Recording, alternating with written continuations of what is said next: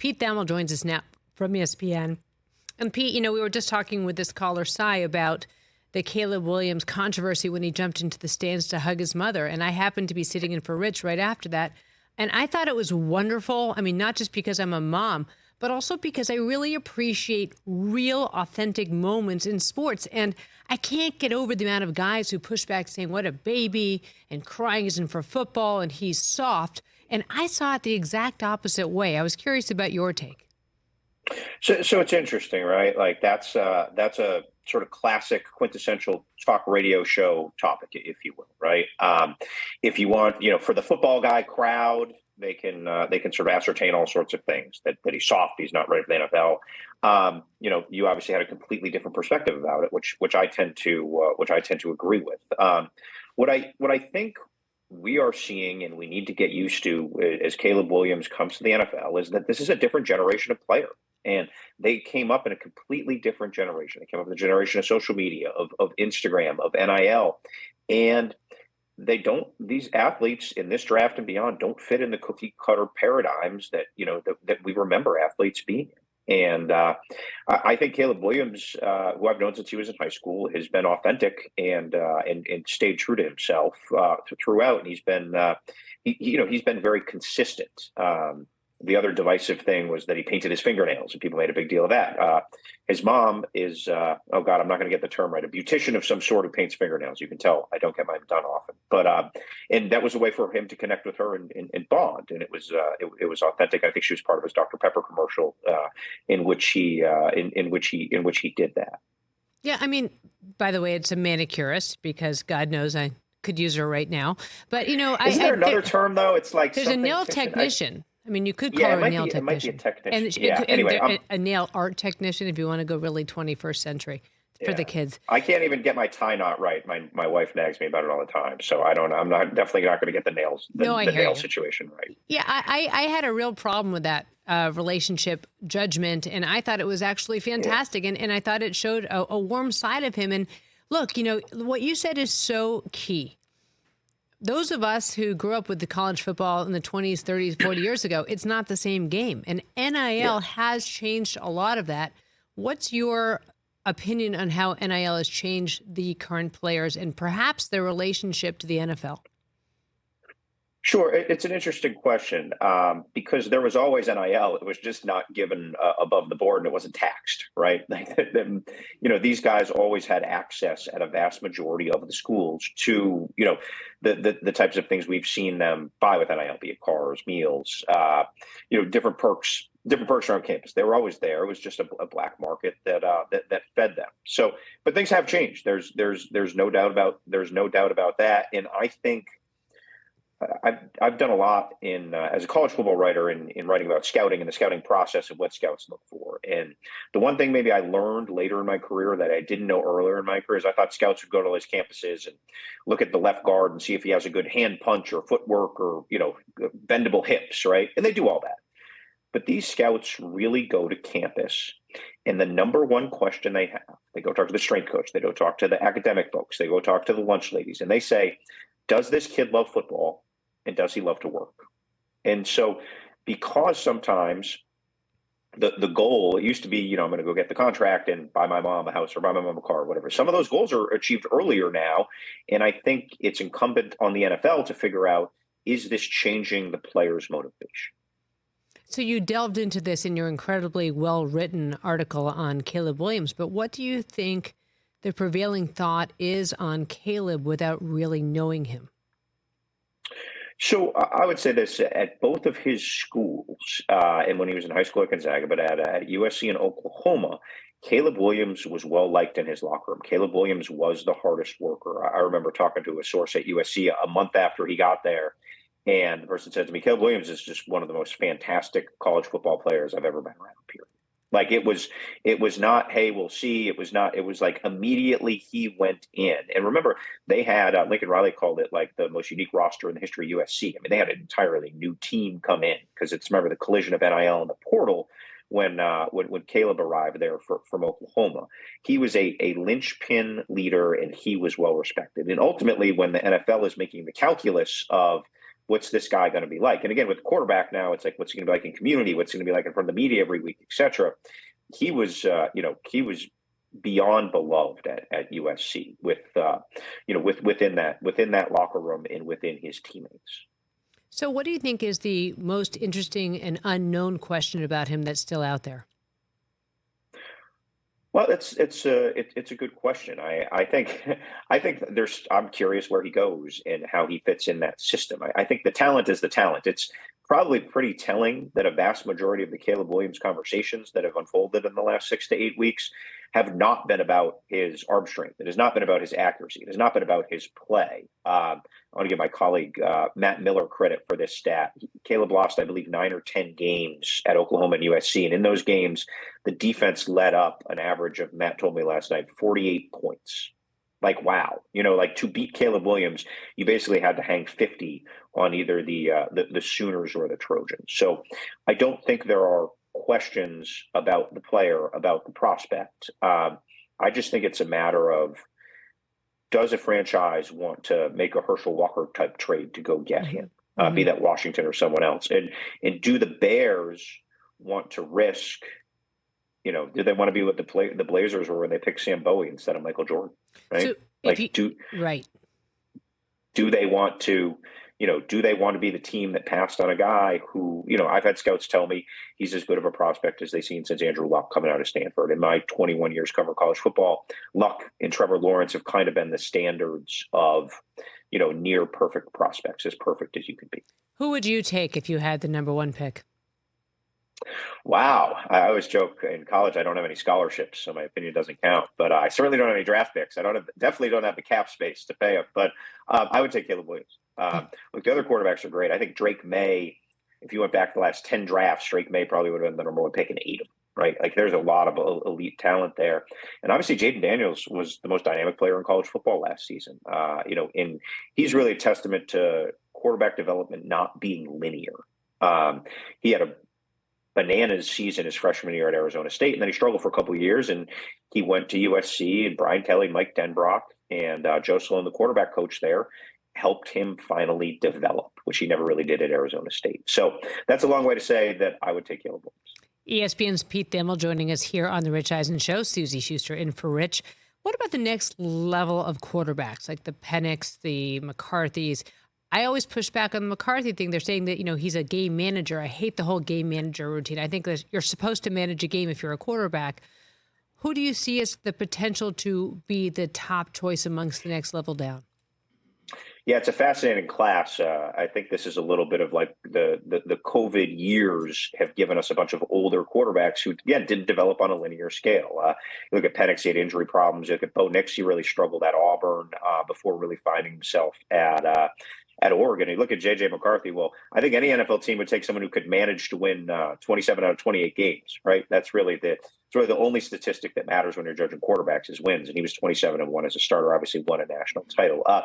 All very different quarterbacks. And again, sometimes we always start these conversations with the negatives. I'll start with Penix, who I probably am most intrigued by out of that group because the ball leaves his hands, Suzy, so violently.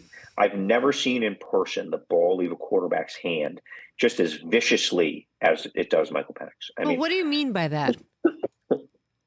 So when you stand field level, and this is why scouts scout in person, and you watch a quarterback, there's just a certain it's a hard thing to explain, but the ball just bursts out. It's like a rocket ship coming off his hand. And a lot of this comes, and now we get into some draft trope, right?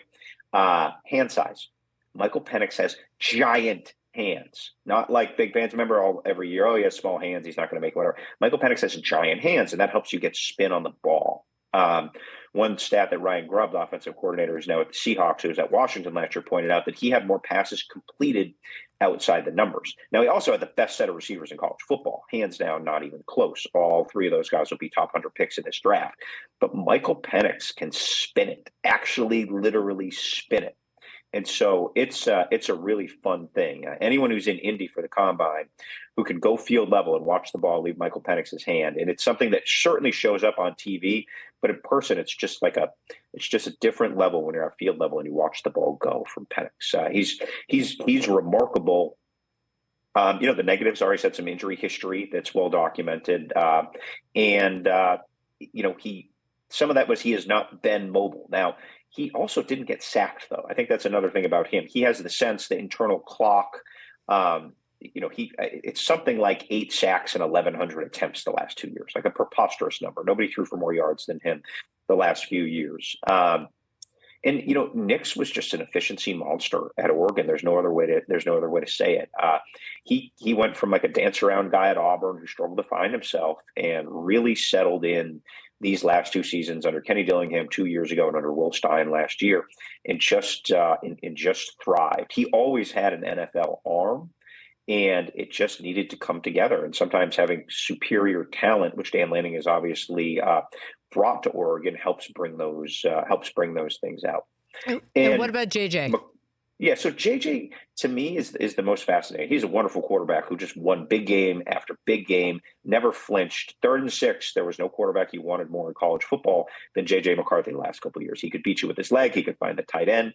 He was crafty. That ball he threw against Ohio State when he threaded the needle is maybe the single most impressive throw of college football last season, because it took some onions to throw it, and it somehow made its way. It made its way through for a critical touchdown in a critical game. The knock on JJ is that he's slight. I mean, you see that picture in front of you there. Bryce Young was criticized for being slight. Now, Bryce was short and slight. So, and Jay Daniels is a little bit slight of build, just meaning their frame may not be something to build on. And then some of that goes back to these like Parcellsian's ideals, where you want your quarterback to be this big, hulking Drew Bledsoe type. But I think I'm not betting against JJ McCarthy. I just watched him win too many big games, complete too many big passes, and really just be the single winningest quarterback in Michigan history. Pete, I was telling Amy Trask, my co-host on What the Football, and Louis Riddick, your colleague, yesterday about Vernon Davis, the year that he came into the combine.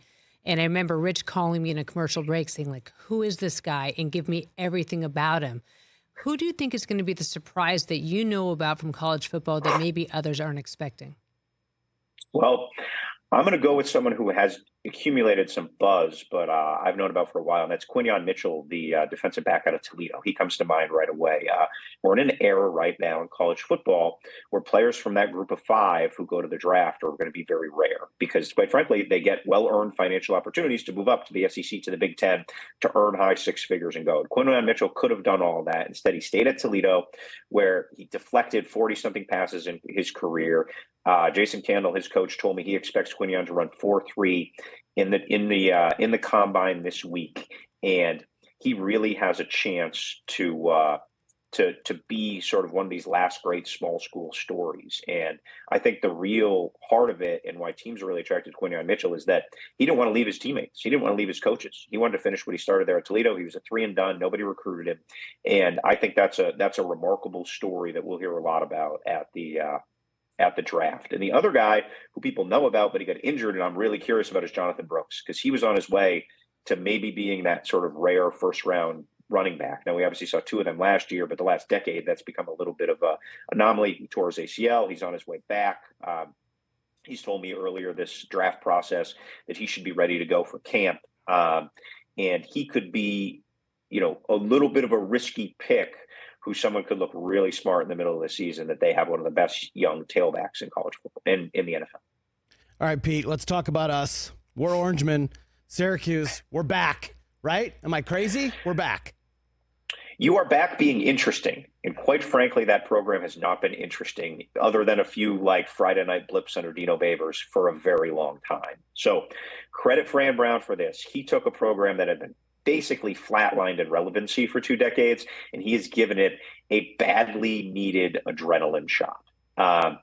Obviously, Kyle McCord, you have a face of the program. When is that program? Maybe, maybe Eric Dungy was the face of the program. Maybe. For a while, he won a lot of games, and I give him credit. That guy was gutsy, man. He was tough. It felt like his helmet came off every third play, it felt like. But there really hasn't been a national face of the program. And Fran Brown, within 3 weeks of getting the job, brought one of the better quarterbacks in college football last season to Syracuse. And there's been talent upgrades in other places. I will say this.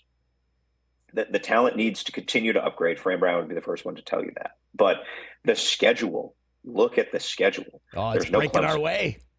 There's no Florida State, and there's no North Carolina. That is like the schedule from the scheduling gods. Those are usually the type of schedules that the teams the ACC wants to go undefeated gets. I don't think the ACC football folks are rigging things for Syracuse, but it is a fortuitous way to start. They just picked up, I think, a road game at UNLV to start the year. It was even easier, but non-league. I mean, it wouldn't be shocking if they're favored in 9 games. Again, I have no idea what they're going to look like. There's so many new pieces. College football is a year-to-year business now, and it's really hard to get your arms around what a program is going to look like. And that makes a lot of fun, right? Like, we just don't know what teams are going to be, and that gives opening weekend so much juice because you never know who's going to be a rocket ship coming out of nowhere. But yes, I am excited that Fran Brown has gotten Syracuse sort of humming again. Yeah, I think on the recruiting trail. Yeah, to your point, it's just, when was the last time you're excited about Syracuse football? It's been a long time. And look, 11-1, sneak in the playoff. I don't think that's crazy. Do you? I think it's absolutely insane. Okay, fine. He is insane. Yeah. What do you not know about this? He is crazy. Yes. Yes. But dream. Like, here's the thing. Hope is free, right? That's what I'm saying. Hope is free. You never know. Yes. So it is late February. Cling on in those cold central New York winters, man. Cling on to that hope.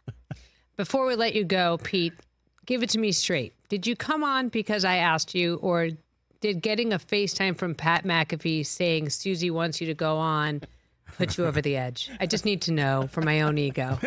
Tread lightly, my friend. Tread very, very lightly. I came on because the Rich Eisen Show has such great broad reach. Yeah. And so I was excited to go on the Rich Eisen Show. Great.